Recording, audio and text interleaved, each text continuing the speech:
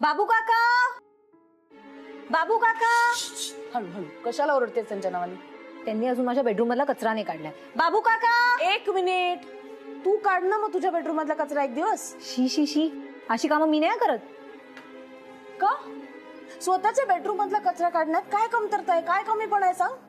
सासूबाई, मालकिणीने ना कामं नसतात करायची, कामं करून घ्यायची असतात. अगं बाई, किती गोड गैरसमज आहेत नाही तुझ्या मनात. गैरसमज? गैरसमज कसला हो सासूबाई? बर मला एक सांगा, जर सगळी कामं मीच करायची आहेत तर मग आपण बाबू काकांना का ठेवलंय? 1 मिनिट, मी याआधी 1000दा सांगितलंय, आता शेवटचं सांगतेय. बाबू काका या घरात ते नोकर नाहीयेत. जर तू त्यांना नोकर म्हणालीस ना तरी. सासूबाई जाऊ देत ना, तुमच्याशी काही बोलायचं म्हणजेच पाप आहे. काढते मी कचरा माझ्या रूमचा. 1 मिनिट, तुझ्या बेडरूम मधला कचरा काढतेच आहेस ना? मग आजूबाजूचं डस्टिंग पण करून घे. सासूबाई, मी फक्त माझ्या बेडरूमचा कचरा काढणार आहे, दुसरं मी काहीही करणार नाही. काय ग माझं माझं माझं? जरा तरी आपलं म्हणायला शिक. अरे काय चाललंय तुमचं? नाक्यापर्यंत भांडणं गेलीत तुमची, तिकडनं फोन आला मला. कार्तिक, कार्तिक, तुझ्या बायकोला समजाव. तिला म्हणा भाड्याने राहत नाही ती या घरामध्ये. जरा हे घर आपलं म्हणून राहिली ना तर लक्ष्मी टिकून राहते म्हणा.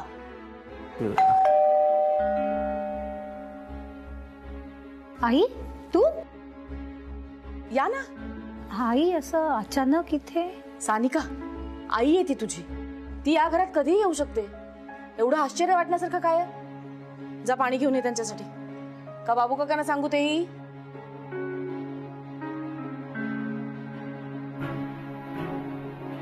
कशात म्हणती ते? मी ठीक आहे, पण मला जरा तुमच्याशी बोलायचं होतं. आई, सासूबाई आधी नमस्कार करतो. तुमचं जर झालं असेल तर मला नाश्ता देतेस का? मला ऑफिसला जायला लेट होतोय. बायको आहे ना, सांग ना तिला. पाणी. सासूबाई, एक गोष्ट तुम्हाला सांगायची. तुमच्या घरी नाही का दीपिकामुळे सानिकावर अन्याय होतो, तसं या घरात त्या गुंडामुळे, म्हणजे माझ्या सख्ख्या मोठ्या भावामुळे, इंद्रा दादामुळे माझ्यावरती अन्याय होतो. ते कसं आहे ना, इंद्रा दादा इकडनं ना वसुलीला जायचा, लोकांच्या घरी माऱ्या करायला जायचा, राडे करायला जायचा, तरी सुद्धा माझी आई त्याच्यासमोर असं नाश्त्याला छान छान डिशेस ठेवायची. आणि मी तर आता ऑफिसला जातोय तरी सुद्धा. त्याचं काय ना कार्तिक, इंद्राची तुला आणि दीपूची सानिकाला जराही सर नाहीये रे. म्हणूनच म्हणते मी, तुम्ही दोघं जण त्यांची बरोबरी करण्याचा प्रयत्नच करू नका. म्हणजे तरी निदान आयुष्यात तुम्ही पुढे जाल, नाही का? मालतीताई, आपण माझ्या खोलीत जाऊन बोलूया का? या, सरकशील? या मालतीताई.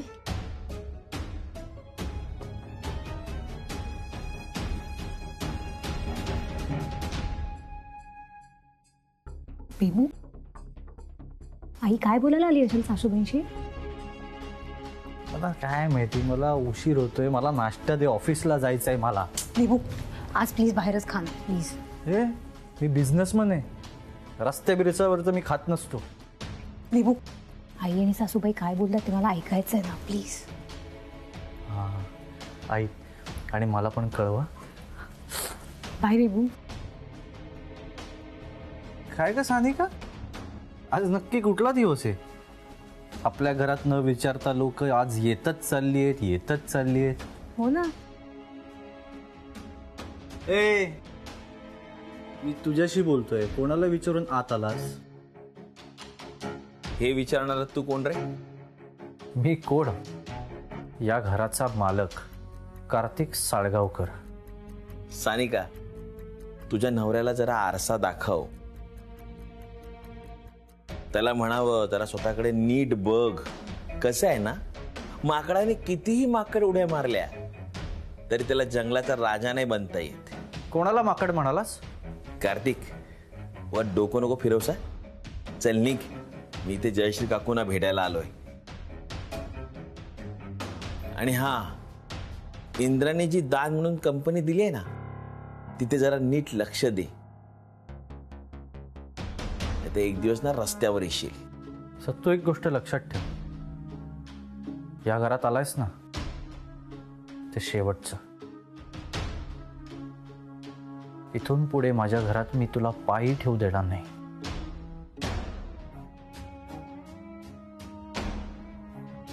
सत्तू, तू किती दिवसांनी आला. बोल, तुला काय खायला करून देऊ? सानिका, या घरातला आपला दाना पाणी इंद्रा होता तोपर्यंतच होता, आता नाहीये. आणि हा, तुझा हा खोटा चांगुलपणा आहे ना, तुला शोभत नाही.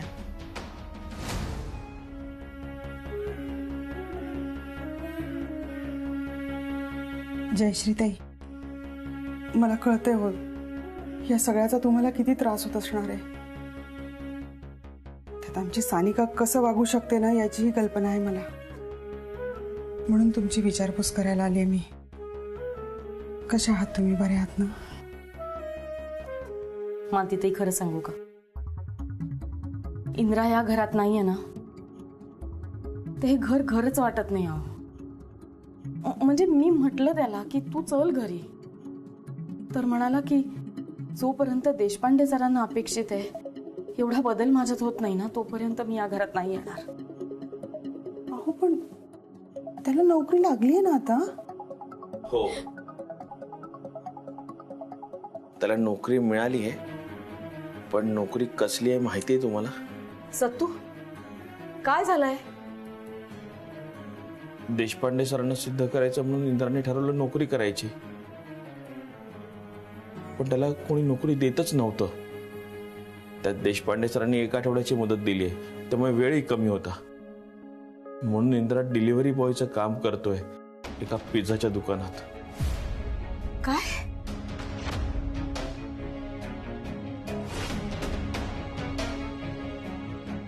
काकू, ही काय शिक्षा भोगतोय आपला इंद्रा. हो, 1 दिवस झालाय नोकरीला, अपमान करताय तो त्याचा. आणि तो हे सगळं खाली मान घालून सहन करतोय. कशासाठी माहितीये? देशपांडे सरांना सिद्ध करायचंय म्हणून.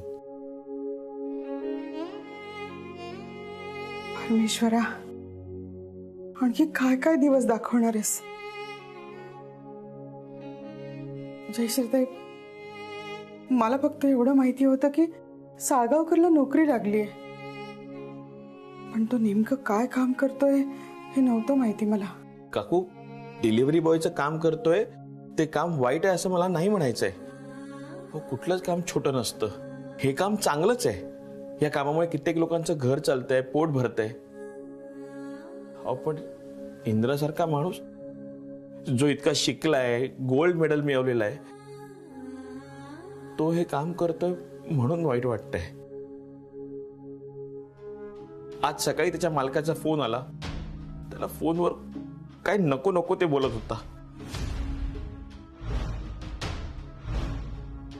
मी म्हटलं इंद्राला, अरे नोकरी सोड ना.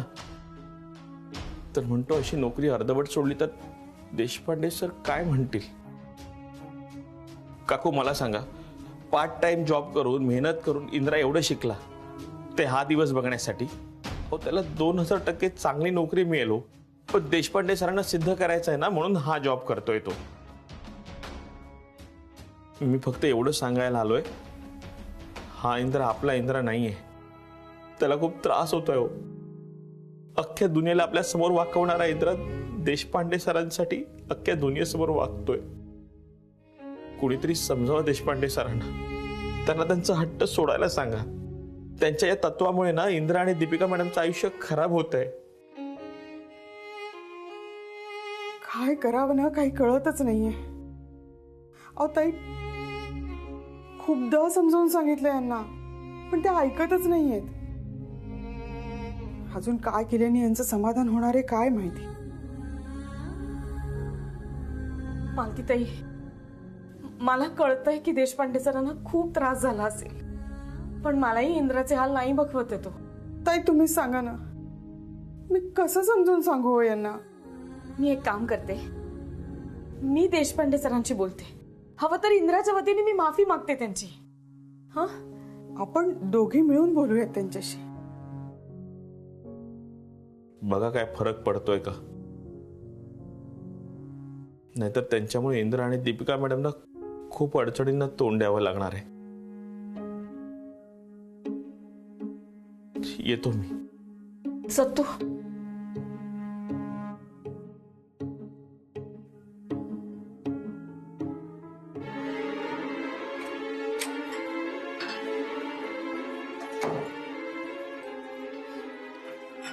सानिका, अगं तू चहा पितेस आणि कप तिथेच ठेवतेस. निदान आता माझ्या समोर तरी कप धुण्याचं नाटक नको करूस. आणि अजून एक, आपण कप आहे ना इकडे नाही धुत, आपण तो किचनच्या बेसिन मध्ये धुतो. त्यामुळे पुढच्या वेळी ना जरा चांगला अभिनय कर. हा, जमलं तर.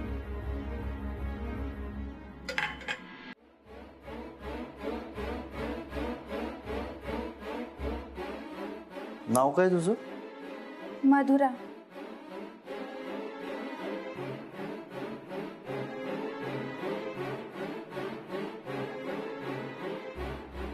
मधुरा, किती गोड नाव आहे ग तुझं. आणि नावाप्रमाणे तुझा आवाजही किती गोड आहे.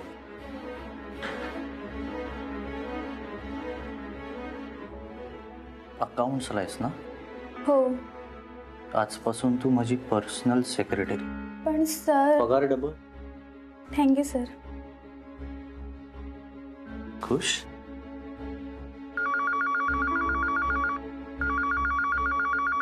हा फोन उचल.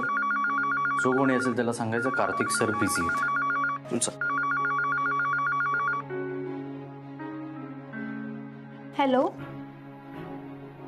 हॅलो, तुम्ही कोण बोलताय? तुम्ही कोण बोलताय? मी सानिका बोलतीये. कार्तिक कुठे आहे? ते बिझी आहेत. बिझी? बिझी वगैरे काही नाही. त्याला सांग सानिकाचा फोन. सर, कोणीतरी सानिका आहे फोनवर.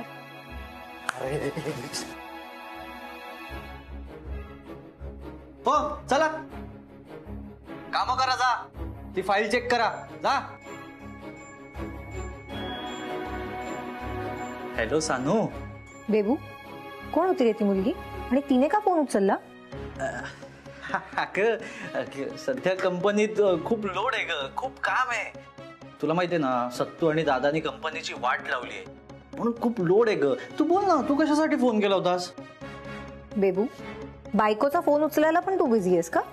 अशी काय कामं करतोयस रे ऑफिसमध्ये? सानू, तुला माहितीये ना, माझं फक्त तुझ्यावरती प्रेम आहे. का संशय घेतेस मग माझ्यावरती? आता बोल पटकन, काय काम आहे? खूप बिझी आहे ग मी. बेबू, मला ना भाऊजींबद्दल तुला एक खूप मोठी न्यूज द्यायची आहे. आता काय झालं?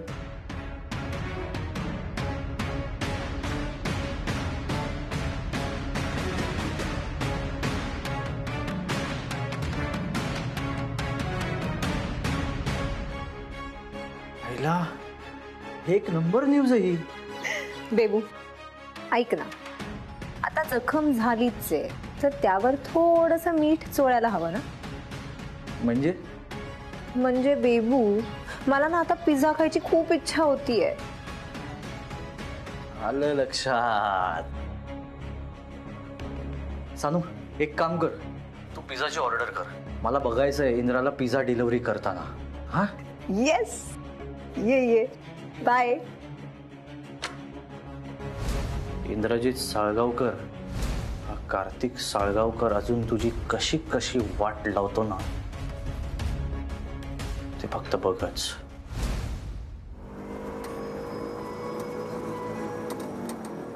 थांबा थांबा थांबा. हे घे.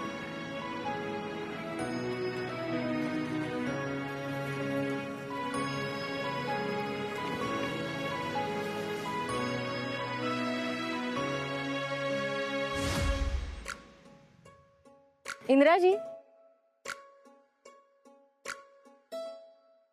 मॅडम, तुम्ही इथे? सरप्राईज. मी आल्यावर तुमच्या चेहऱ्यावर अशी स्माईल येणार असेल ना, तर मी कधीही कुठेही यायला तयार आहे.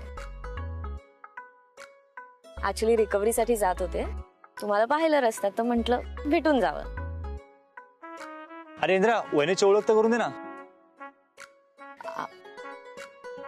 ह्या दीपिका मॅडम आणि हा रवी आणि हा किशोर. तू बायकोला मॅडम म्हणून हाक मारतोस.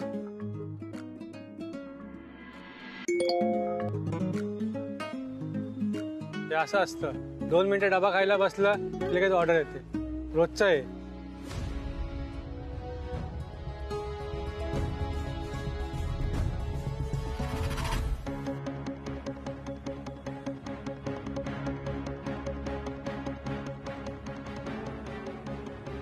अरे काय झालं? बाईक स्लिप झाली.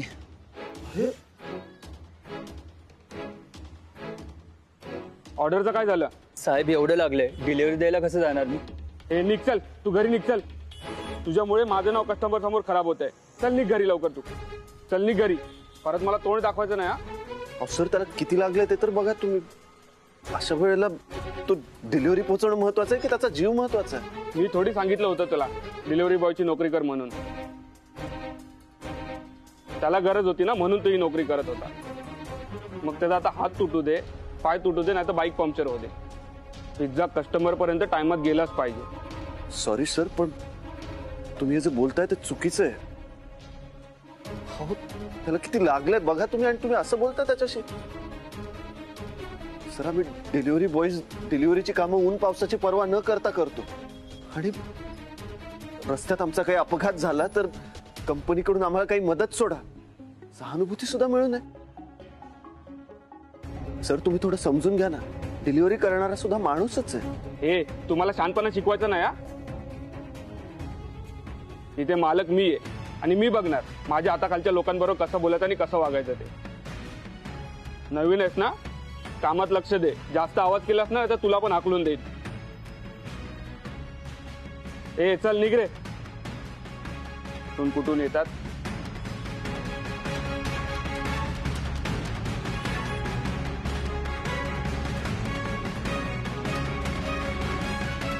हे बघा, तुम्ही आत्ताच्या आत्ता ही नोकरी सोडा. आतापर्यंत मी तुम्हाला कधीच असा अपमान सहन करताना पाहिलं नाही. कसा बोलत होता तो? सांगा त्यांना की तुम्ही नाही करणार ते नोकरी म्हणून. मॅडम, मी 2 दिवसात जर ही नोकरी सोडली तर देशपांडे सर म्हणतील की तू कधीच बदलू शकत नाहीस. पण काय म्हणून असे अपमान सहन करत बसणार का? मॅडम, माझी लढाई माझं प्रेम आणि देशपांडे सरांचा विश्वास जिंकण्यासाठी सुरू आहे, आणि त्यासाठी मी वाटेल ते सहन करायला तयार आहे. मॅडम, त्या दिवशी कार्तिकने सुद्धा कंपनीत माझा अपमान केला होता, पण मी एका शब्दाने काही म्हणालो नाहीये त्याला, कारण मी उलट बोललो असतो तर देशपांडे सरांना ते आवडलं नसतं. तुम्ही काही बोलला असतात तर त्या कार्तिकने ताईला सांगितलं असतं, आणि मग ताई आली असती घरी बाबांना सगळं सांगायला. कधी कधी तर मला कळतच नाही की आपण त्या दोघांचं इतकं काय वाईट केलंय की ते इतक्या थराला पोचले.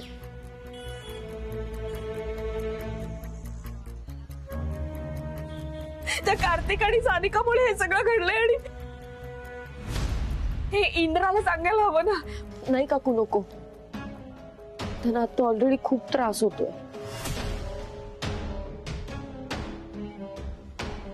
मॅडम, काही नाही. नक्की?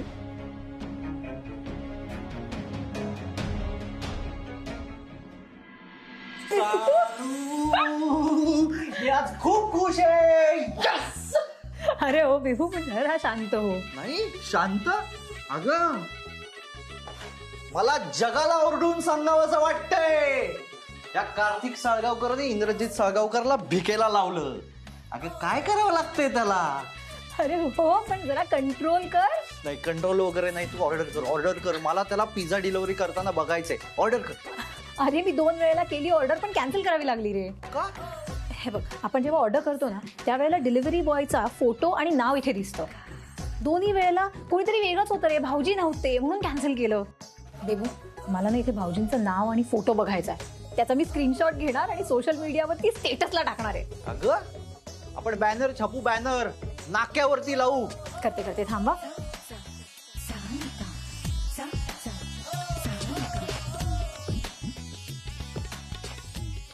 मी ऑर्डर करतेय 2 पिझ्झा.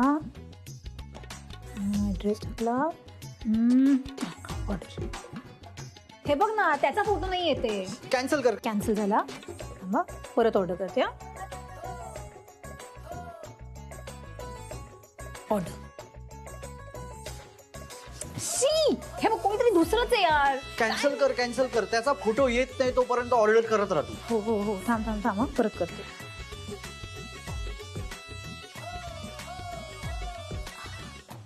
ऑर्डर केली आहे. आता बघू.